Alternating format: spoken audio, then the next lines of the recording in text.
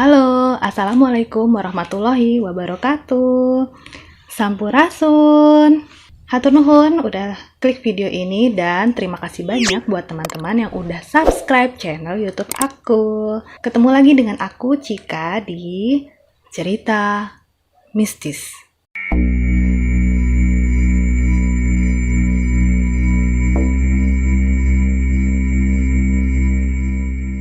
Teman-teman, kembali lagi aku akan menceritakan seri cerita teman cerita, yaitu kali ini aku akan membawakan cerita dari Mai juga, tapi kali ini Mai mengalami pengalaman ini bersama dengan tetangga di sekitar rumah Mai. Nah, sebelumnya aku juga pernah menceritakan pengalaman Mai dengan dunia mistis. Silahkan kalian tonton juga, ceritanya ada di seri teman cerita yang lainnya. Oke deh, kalau begitu langsung aja kita masuk ke ceritanya. Selamat mendengarkan.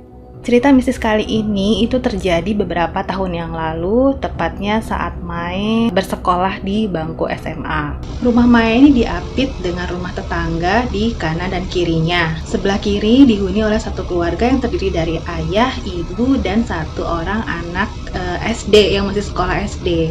Namanya Dita. Dan untuk sebelah kanan dihuni oleh satu keluarga yang terdiri dari ayah, ibu, terus 3 orang anak. Salah satu anaknya itu anak perempuan dan itu usianya 1 tahun di atas Mai. Jadi Mai biasa manggil dia dengan sebutan Teteh. Oke deh, itu sekilas informasi tentang tetangga terdekat di rumah Mai. Sekarang kita mulai masuk ke ceritanya. Suatu malam setelah maghrib, kira-kira sekitar jam 6:30, Mai ini disamper sama temennya, namanya Riris. Biasa main gitu setelah maghrib. Terus sebagai bekal untuk main, kan biasanya kita suka kalau main tuh ikut jajan gitu ya.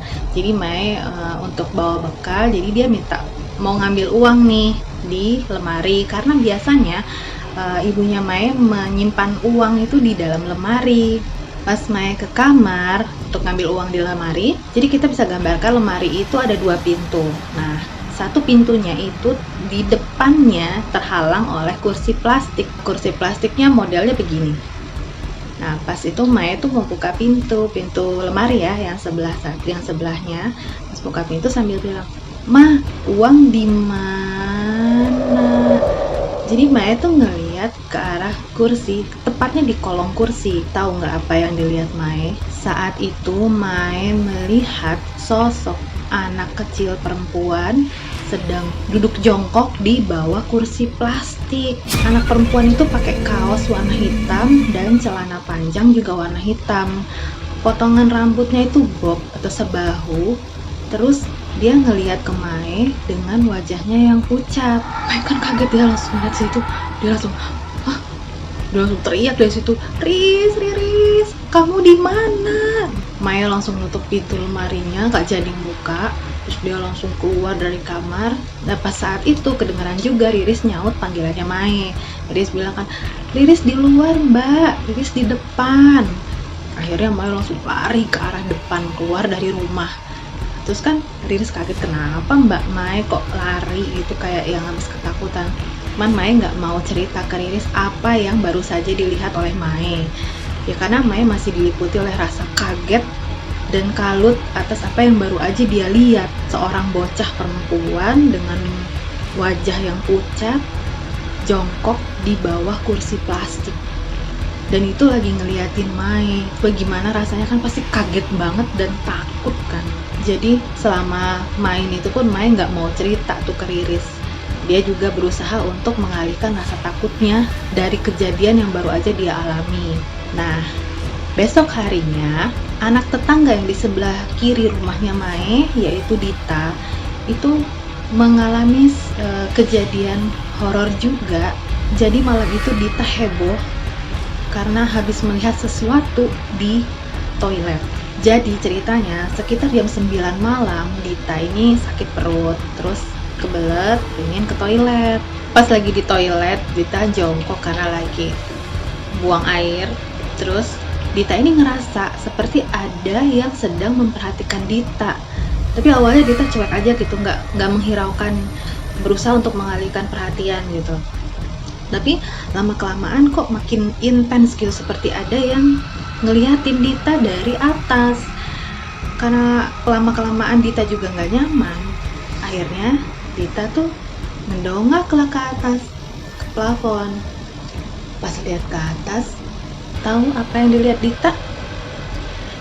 Dita ngeliat ada rambut panjang yang menjuntai dari atas plafon, dan itu Dita ngeliat kepala seseorang itu mengarah ke bawah, makanya rambutnya semuanya ke bawah. Itu ke atas kepalanya Dita. Dita kan refleks, langsung diambil air dan pakai gayung disiramnya ke atas. Pas disiram ke atas, dia ngeliat ada sorot cahaya. Pas diperhatiin sama Dita, ternyata sorot cahaya itu adalah mata.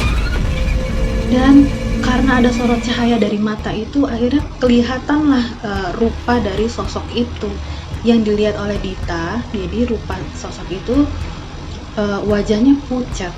Terus lama-kelamaan dia tersenyum, senyum tipis, makin lama makin lebar, dan akhirnya senyumnya itu jadi menyeringai. Dita kan kaget ya, dari situ dia langsung nggak peduli lagi, pokoknya dia langsung lari dari toilet. Begitu keluar toilet, buka pintu kan, dia ngelihat ke arah kanan, dan kebetulan sebelah kanan itu kalau keluar dari toilet itu adalah dapur. Dita nggak sengaja pas ngelihat ke arah kanan, ada di dapur itu ada sosok seperti pocong dengan kain yang bukan warna putih tapi warnanya hitam. Si kain ini tuh melayang-layang dengan bentuk pocong, warnanya hitam, melayang-layang. Dari situ Dita langsung buru-buru lari ke arah kamar orang tuanya Dita. Dita cerita tuh ke ayah sama ibunya apa yang baru saja Dita lihat. Dita ceritain itu histeris sampai dia tuh nangis karena saking takutnya. Tapi ibu sama ayahnya tuh nggak langsung percaya, sampai ayahnya tuh bilang, yang benar kamu, jangan ngarang. Dita pun berusaha untuk meyakinkan kedua orang tuanya. Dita langsung bilang kan, beneran, aku tuh lihat itu beneran ada di toilet. Makanya aku tuh karena ngeliat itu aku lari, karena aku takut banget. Pas keluar dari toilet ternyata di dapur juga ada itu. Terus aku akhirnya lari deh ke kamar ayah sama ibu. Aku takut banget. Dita cerita sampai nangis. Dita bilang, ibu, tapi aku masih sakit perut, gimana dong, temenin ya ke belakang. Ibunya bilang, ayo coba ibu antar deh ke belakang, kita lihat masih ada nggak. Otomatis bilang, enggak, aku takut. Akhirnya orang tuanya Dita coba ngebujuk kayak, ya udah, kan kasihan gitu Dita masih sakit perut, jadi ya udah ditemenin aja sama ibu sama ayahnya. Nah pas ke belakang ditemenin sama ayah dan ibunya Dita, ini pelan-pelan juga ngelihat gitu, dan ternyata ngelihat di dapur udah nggak ada apa-apa. Pas ngelihat di toilet juga udah nggak ada sosok itu. Tapi nggak tahu apa memang sosok itu sudah pergi atau tidak kelihatan ya. Nah sejak kejadian itu Dita jadi nggak berani lagi sendirian di rumah, terutama saat tidur. Dita itu nggak berani, jadi untuk tidur pun Dita minta ditemenin sama ayah dan ibunya. Ngeri ya, lagian siapa juga yang berani. Itu juga kalau lagi di toilet tahu-tahu ada yang begitu, apa yang akan kalian lakukan? Oke, itu cerita dari Dita. Jadi hari pertama kejadiannya di rumah Mae, hari kedua kejadiannya di rumah Dita, dan ini hari ketiga. Pas hari ketiga ini ceritanya di lingkungan tetangganya Mae itu jadi heboh. Cerita pengalaman Dita dengan dunia mistis. Jadi heboh lah cerita itu di sekitar rumahnya Mae dengan tetangga-tetangga sekitar. Nah karena hebohnya cerita itu, ternyata tetangga sebelahnya Mae yang tadi aku bilang Mae biasa sebutnya Teteh, itu ternyata sebelumnya juga mengalami hal mistis. Ya benar, jadi rumah sebelah kanannya Mae, rumah Mae, dan rumah sebelah kirinya Mae ini, 3 rumah ini beruntutan mengalami hal-hal yang mistis. Nah ceritanya Teteh ini gimana? Yuk kita dengerin. Teteh ini cerita, jadi Teteh ini sebenarnya udah ngerasa dan juga udah tahu kalau ada sosok yang lagi ngikutin si Teteh. Karena sosok ini yang dilihat Teteh adalah sosok perempuan yang tadi juga dilihat oleh Mae dan dilihat juga oleh Dita. kita sebutnya Mbak Neng aja ya. Kebetulan teteh ini juga bisa melihat hal-hal yang goib. Jadi pas Mbak Neng ini awal datang, teteh itu bisa ngelihat kehadirannya Mbak Neng. Tapi teteh ini berusaha untuk mengabaikan si Mbak Neng. Mbak Neng ini juga sebenarnya tahu kalau teteh ini bisa melihat dan merasakan kehadirannya Mbak Neng.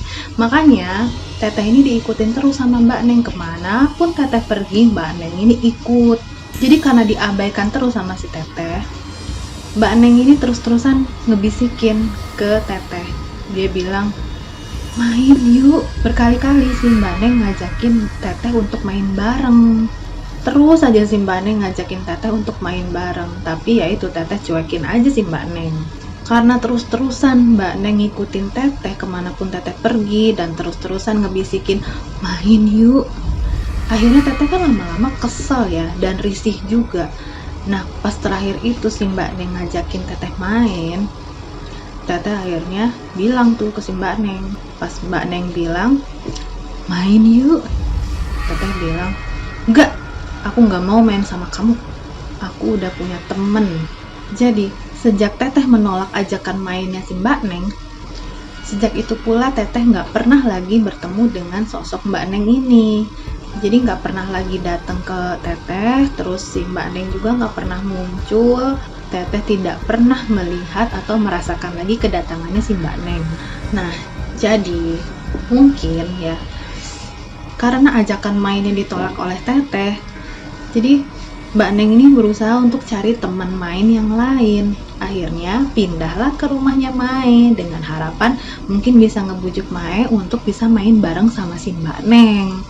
Tapi ternyata pas kehadirannya si Mbak Neng ke rumahnya Mae, itu tepat banget saat Riris ngajak Mae untuk main bareng kan.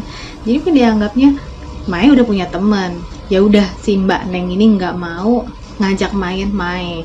Nah karena di rumah Mae juga dia nggak dapet teman, akhirnya dia pindah ke rumahnya Dita. Karena kejadian tersebut, jadi orang tuanya Dita ini manggil orang yang bisa berkomunikasi atau melihat hal-hal gaib. Nah kebetulan orang yang bisa ini seorang bapak-bapak. Jadi bapak-bapak ini datang ke rumah Dita, mencoba untuk berkomunikasi dengan sosok Mbak Neng yang ada di rumahnya Dita.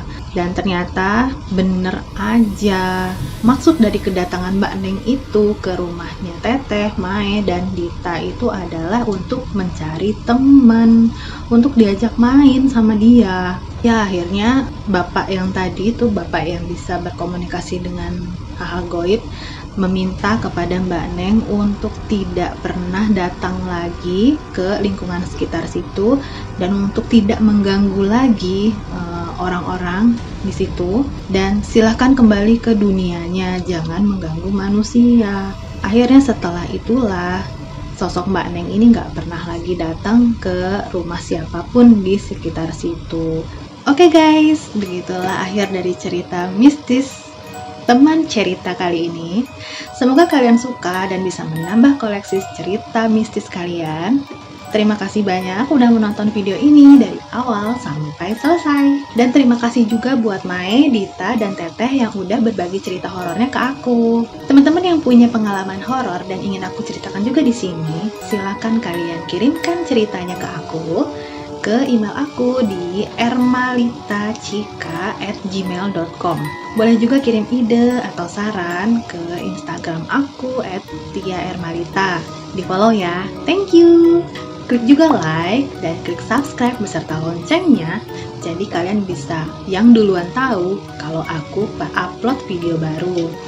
Dan boleh juga kalian ketik komen-komen kalian di kolom komentar di bawah. Hatur nuhun, sampai ketemu lagi di video aku yang berikutnya. Stay safe, tetap sehat, dan jangan lupa bahagia.